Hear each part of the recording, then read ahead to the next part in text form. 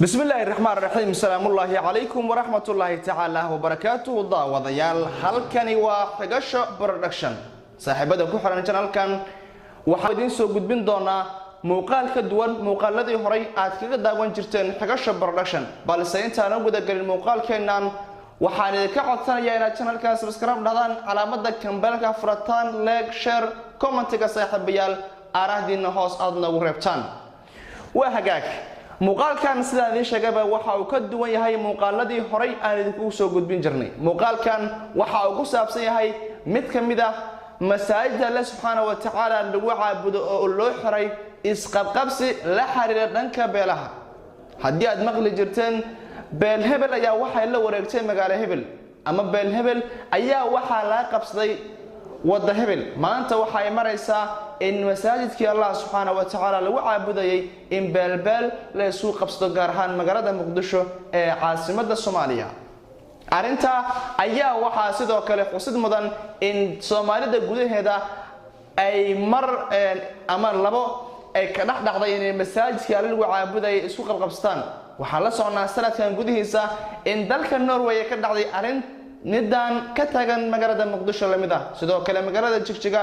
ee xarunta dawladda deegaanka ismaamulka Soomaaliya Itoobiya horay waxa uu dhacday in mid kamid ah beelaalkaas dega gaar ahaan beelal Hiibsooco in masaajid ay ku cibaadeysanayeen laga xiro maanta waxay ka tagan tahay arinta mid lamida degmada Shibis ee gobolka Banaadir gaar ahaan xaafadda lagu magacaabo Buulageesaale sidee wax u jiraan sidee wax u dhacaan xaalku xagee ayuu maray mid kamid ah xaafadaha ku yaala degmada Shibis ee gobolka Banaadir ayaa waxa albaabada la isugu dhuftay mid kamid ah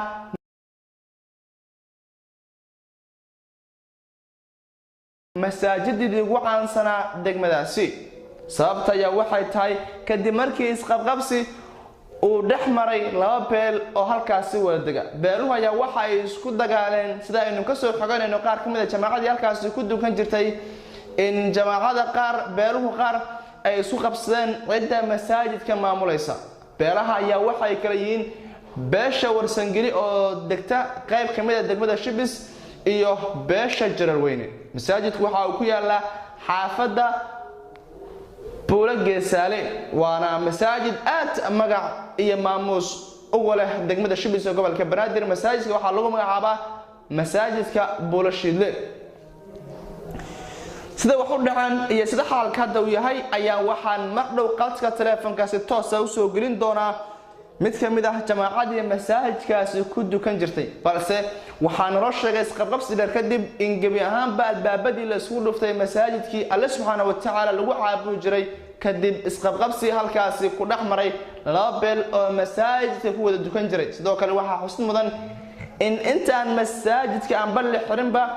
ay beeluhu laba meel ku kala dukan jireen masaajidku haatan waxa uu yahay mid albaabada loo laabay waana masaajid kulmin jiray halkii salaad bayn ka badan boqolaal kamid ah dadka deegaanka oo halkaasi Allah subhanahu wa ta'ala ay ku caabudi jireen wasaaradda arrimaha diinta iyo waqafta xukuumadda federaalka Soomaaliya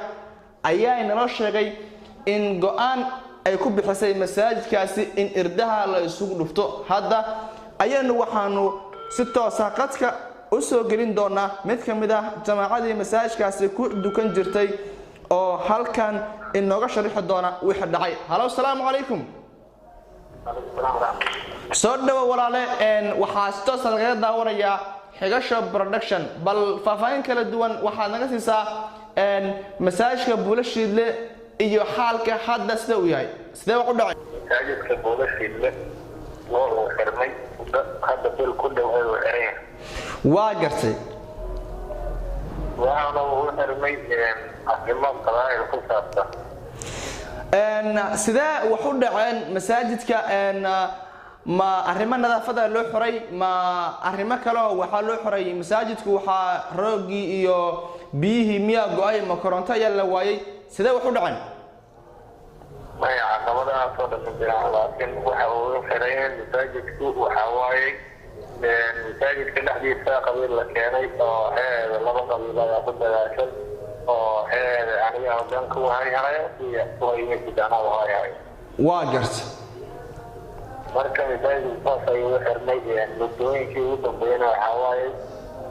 laba safar lagu kala dukanayo xataa salaada la isku xiranay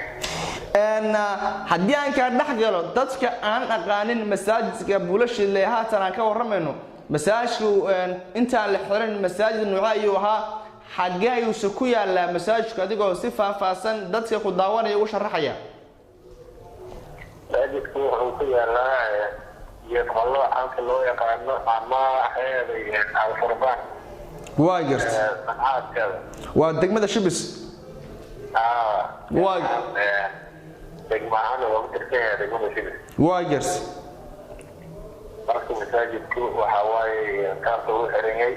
hadda waxaa soo dhexgalay dowladda federaalka soomaaliya gaar ahaan wasaaradda diinta iyo awqaafta iyada ayaana masaajidka hadda muddadii ugu dambeysay imise bil ayuu masaajidku xiran yahay aan lagu dukan muddo bil ayuu xiran yahay adiga oo kamid ah jamaacadii masaajidkaasi ku dukan jirtay hadda xaggee ay jamaacadii ku dukataa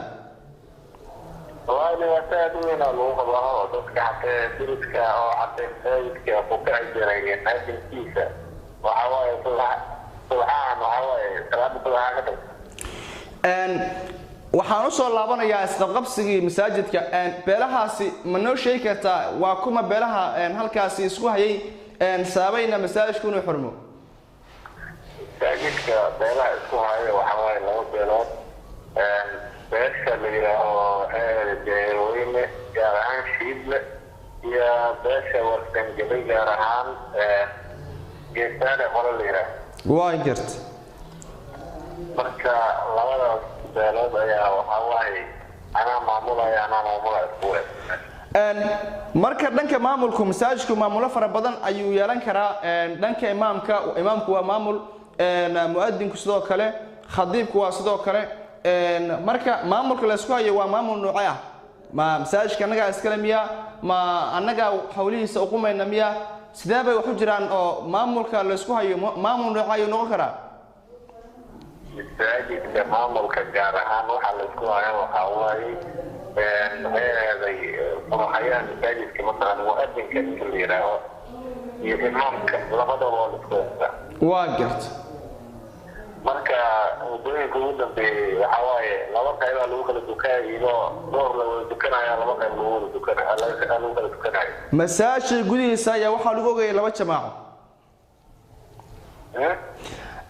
waxaan kuu fahmay masaajid gudihiisa in laba jamaaco lagu kala dukanayay haddii aan qaldanayn waa garta marka waxa waaye dhibaato aad u weyn ama ka jirto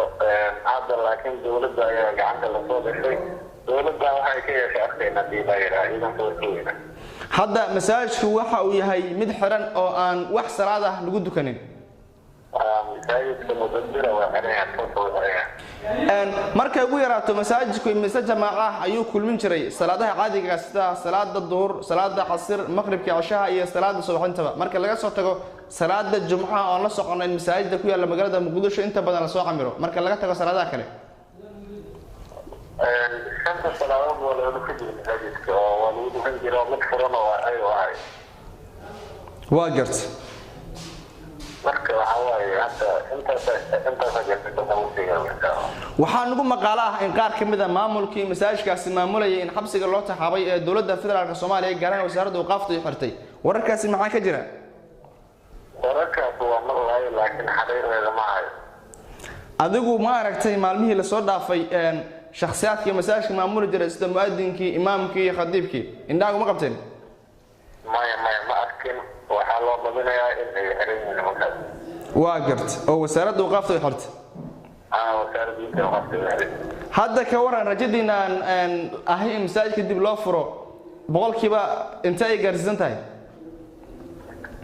wallaahi waa hadda maxay khilaafadaas la xaliyo oo masaajidka dib loo furo ayaa hawlaheeda ku jirnaa waana rajo fiican aan ka rabnaa diilaayra ugu dambeyntii dadka ku daawanaya dowladda federaalka soomaaliya inta muslimiin ah ee ka damqanaysa arrintaa taagan maxaad u gudbinaysaa oo fariin ah waxaan u gudbinayaa horta soomaalidu waxay aad u isticmaashaa qabiil waxyaabaha qabiilka la yidhaaho waa garta marka in salaada ilaahay ama xeelada ilaahay qabiil iskugu qabsado oo wax laga fiican yahay waxaan ummadda ugu baaqayaa in ay hawlahaas ay ka joogsadaan oo ay salaada iyo amba diinta iyo danaha kale inay isla meel dhigan waa garta marka insha allah waxaa waaye tawfiiq walaa nawaafajin amiin amiin amiin kaana waxa ahaa mid kamid ah jamaacadii ku dukan jirtay masaajidka lagu magacaabo Bulashiidle oo ku yaala degmada Shibis ee gobolka Banaadir balse waayihii la soo dhaafay u xirnaa saabo la xira isqabqabsi dhanka qabaa'ilka Ilaahay subhanahu wa ta'ala waxaan ka baryaynaa in dadka qulubtooda Ilaahay subhanahu wa ta'ala isku soo dumo masaajidkana dib loo furo maadaama masaajidku kulmin jiray bulsho badan oo halkaas ku cibaadeysan jirtay gudaana saaxiibayaal muuqaalkii aanu kaga hadlaynay xirnaashaha masaajidka Bulashiidle ee degmada Shibis ee gobolka Banaadir intaasi ayaan ku soo koobay nabadgelyo wassalaamu calaykum wa rahmatullaahi ta'ala wa barakaatuh